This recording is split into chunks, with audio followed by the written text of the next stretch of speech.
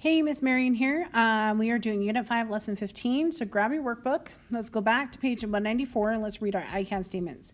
I know the formula for the volume of a cone, and I can find the volume of a cone in mathematical and real-world situations. So we're talking about cones today. Go ahead and write yourself a sentence how you feel about those, and then give yourself a number. So 1, I don't remember. 2, I kind of remember it. 3, I do remember it. But then 4, I can teach it to my friend. All right, let's go ahead and turn to page 127 through 129. This is kind of our starter kind of stuff. The cone and cylinder have the same height, and the radii for their bases are equal. So look at the pictures. Which figure has a larger volume? Do you think the volume of the smaller one is more or less than a half the volume of the larger one? Explain your reasoning. And then also kind of go through as far as sketching, read that as far as sketching a cone.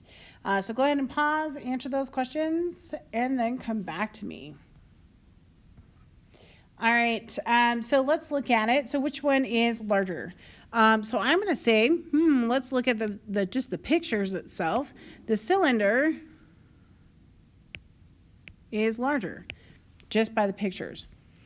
Do I think that the cylinder, the cone is half smaller? So is that more or less than a half smaller kind of stuff? And honestly, personally, it looks like, to me, it looks like it's more than a half. And so that's what we're going to actually be kind of going through for today. So here's some examples of some cones that are kind of stretched. They have different radius and different heights.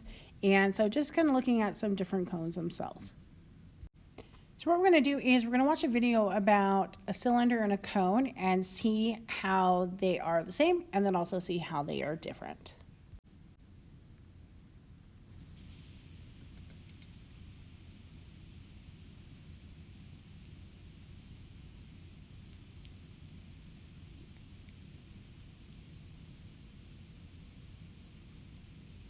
So notice how the circles are the same, height are the same. Here's one cone.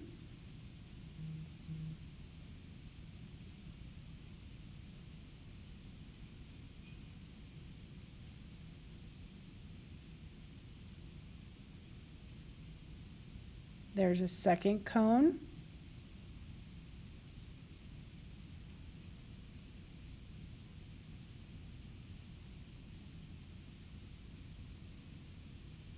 And a third cone.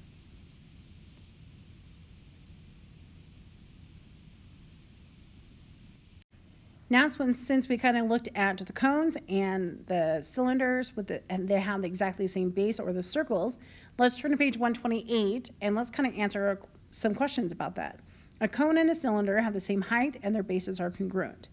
1, if the volume of the cylinder is 90 centimeters cubed, what is the volume of the cone? If the volume of the cylinder is 90 centimeters cubed, what is the volume of the cone? If the volume of the cone is 120 centimeters cubed, what is the volume of the cylinder? So let's go ahead and stop there. Let's answer those questions, and then we're going to come back, and then we'll do number 3 together also. So pause, answer those questions, and come back. So as we saw in the video, it takes 3 cones to make a cylinder. So if I have the cylinder's amount, which is 90 centimeters cubed, I'm going to take that 90 centimeters cubed, and I'm going to divide it by 3, and then my answer would be 30 centimeters cubed for the cone. Now let's look at the cone information. If I know that I have a cone is 120 centimeters cubed, and I know it takes 3 cones to make a cylinder, so I'm going to go 120 centimeters cubed, and I'm going to multiply that by 3. So let's go ahead, let's grab our calculator, do 120 multiplied by 3, that's 360 centimeters cubed, and that's for the cylinder. So now let's look at number 3. If the volume of a cylinder is V equals pi radius squared height, what is the volume of the cone? So you're going to write an expression. You're going to write a formula for the volume of a cone. So go ahead and pause, answer that question, and then come back to me. So let's kind of think about this top one. We had the cylinder. What did we do? We divided the whole thing by a third. So I can take that volume, and I'm going to kind of move this up so we can look at it. So I can take this formula, and I can divide the whole thing by a third. That does work. But as mathematicians, what we're going to do is we're going to write it as 1/3 pi radius squared and then height. 1/3 is multiplying by 1/3 is the same as dividing by 3. This is how you're going to see the equation for a volume of a cone. So the volume is 1/3 times pi radius squared height, because it takes 3 cones to make a cylinder. So if we know the cylinder stuff, pi radius squared height, we're going to multiply by 1/3. All right, let's go to page 129. Let's kind of look at some different things and play with different things. Number 1, here's a cylinder and a cone that have the same height and the same base area. What is the volume of each figure? So you're going to find the cylinder. You're also going to find the cone, and make sure you know what you have and what you need. So go ahead and pause, answer that question, and then come back to me. All right, let's go ahead and go through it. Please notice that here I have a diameter, and it is 10. Remember, our equation is our pi radius squared times height. I need a radius. So what would be my radius? Remember, the radius is half of the diameter, so my radius is 5. If we put everything together, and we're going to write, it does say to express your terms, your answer in terms of pi. So we're going to say pi, 5 squared, and then our height is 4. So 5 times 5 squared, so 5 times 5 is 25, times 4 is 100. And then we have our pi. This is our cylinder, so we're going to say cylinder. All right, so how do we figure out our cone? Well, we just barely knew that it's 1/3. This is what we learned. Pi times radius times height. So what I can do is I can take 1/3 and I can multiply it by the 100 pi, right? And then what am I going to go ahead and get? Well, this is kind of weird. It will be decimal. I'm going to leave it as a fraction. So 100 divided by 3 pi. And this is my cone. All right, here's number 2. Here's a cone. What is the area of the base? Express your answer in terms of pi. What is the volume of the cone? Express your answer in terms of pi. And then we're going to talk about number 3. So let's just do number 2 first, and then let's go and do number 3. All right, so remember, we have, what is our base? So we're kind of going back to, remember, our volume is always the area of the base multiplied by the height, right? How do we find the area of the base? We have a circle. That's pi radius squared. Let's put our information in there. So we have pi times 6 squared. What is 6 squared? That's 6 times 6. Okay, that's 36. And then we still have our pi. So that's my area, and that's just the area of the circle, which is the base of the cone. Now let's go ahead and let's find the volume. Remember, the volume is the area of the base multiplied by height. What was the area of my base? Well, that's 36 pi. And I'm going to multiply it by the height on the inside of the cone. That's 8. Multiply this whole thing by 1/3. So, because it's a cone, right? So let's go ahead and let's do 36 times 8 times 1/3. What do we get? Our answer is 96 pi. All right, let's look at number 3. A cone-shaped popcorn cup has a radius of 5 centimeters and a height of 9 centimeters. How many cubic centimeters of popcorn can the cup hold? Use 3.14 as approximation of pi and give the numerical answer. I'm going to underline that, numerical answer. And we're going to do our decimals in 2 decimal places. So again, we're using 3.14, and it's going to be 2 decimal places. So go ahead and pause, answer that question, and then go ahead and come back to me. All right, so remember, our volume of a cone is 1/3 pi radius squared height. So let's go ahead and put our information in. We have 1/3. We're going to do 3.14 for our pi, because they told us to go ahead and do that. Our radius, what is my radius? Oh, the radius is 5. So that's going to be 5 squared. And then my height is 9, all multiplied by 9. Grab your calculator. We can actually put this in our calculator. So we do 1/3 as a fraction times 3.14 times, and then we have 5, and there's like a little square button on your calculator. You can hit that, and then times 9. Multiply all that together, and what do we get? We're going to get 235.5, and it needs a unit. It says cubic centimeters. How do we write that? We're going to do centimeters cubed. So this is how much popcorn that cone-shaped popcorn cup will actually go ahead and hold, which is 235.5 centimeters cubed.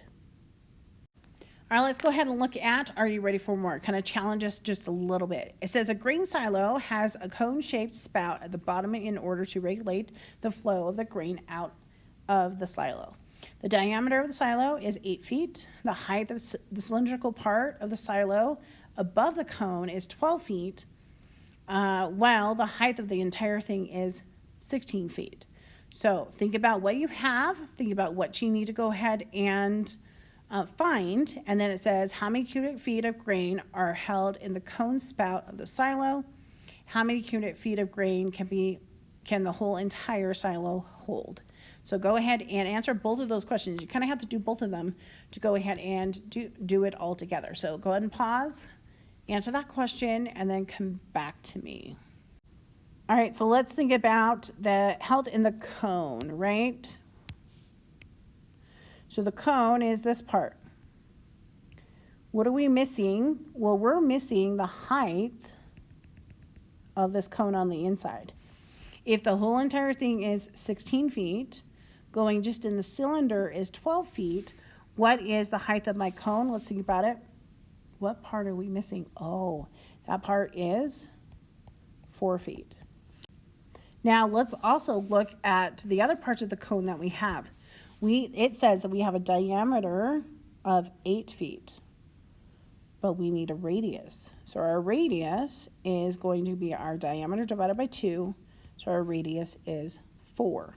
So let's go ahead and let's put it all together just for the volume of the cone. Volume of cone, 1/3 times pi times our radius is 4, and then times the height, and the height is also 4. Grab a calculator. Let's do 1/3 times 4 squared times 4. And what do we go ahead and get? We get 21 1/3 pi. And that's fine. And that's cubic feet. So we're going to say feet cubed. And that's fine if we have this 21 1/3. Totally fine. Pi, right, as our volume. Now, let's talk about what it would be all together. What are we missing? To do the whole entire thing, we have to do the volume of the cone plus the volume of the cylinder. Do we have the volume of the cylinder? No, but can we find the volume of the cylinder? Yeah, let's go ahead and do that. So volume of the cylinder is pi times radius squared times height. Our radius of our cone is the same as the radius of our cylinder. So our radius, so we're going to have pi times 4 squared, and then our height of our cylinder is 12. Let's do 4 squared times 12. That is 192 pi. So volume of so our cylinder is 192 pi. Volume of our cone is 21 1/3 pi. Because they both have pi, let's add those together. So we're going to do 21 1/3 plus 192. What do we get? We get 213 1/3 pi. Now, if we really wanted to, we can do the approximation. We can find the decimal stuff. We can do 213 1/3, and we can multiply it by 3.14. We're using 3.14, not the pi button, and we're going to round it to the nearest hundredth place, so 2 decimal places. So right now, If we do the 2 113 1/3 multiplied by 3.14, we have 669.86 repeating. So we want that decimal place. We're gonna look at the guy next to him. Is he 5 or above? Yes. Give the original a shove. So we're gonna have 669.87 feet cubed. This one should be feet cubed also. So we can have these two answers for this silo that we're working with at this time. So let's look at everything that we learned today. We were talking about cylinders the other day, right? So we have our cylinder. Our cylinder for that is pi times radius squared times height. What did we learn today? Our cone is 1/3 of the cylinder. As long as our bases or our circles are the same, the cone will be 1/3 pi times radius squared times height. So I kind of keep that in mind as, a cone is 1/3 of a cylinder, and the cylinder is pi radius squared height. And that's how I keep the formula for these two in my mind. Let's go back to page 194. Read the I can statements. I know the formula of the volume of a cone, and I can find the volume of cone in mathematical and real-world situations. Give yourself another sentence of how you feel about today. And then give yourself a number. So 1, I'm still confused. 2, I kind of got it. 3, I did get it. And then 4, I can teach it to my friend. We are doing practice problems. You can find them in Canvas like normal, and I hope you have a good day. Thanks. Bye.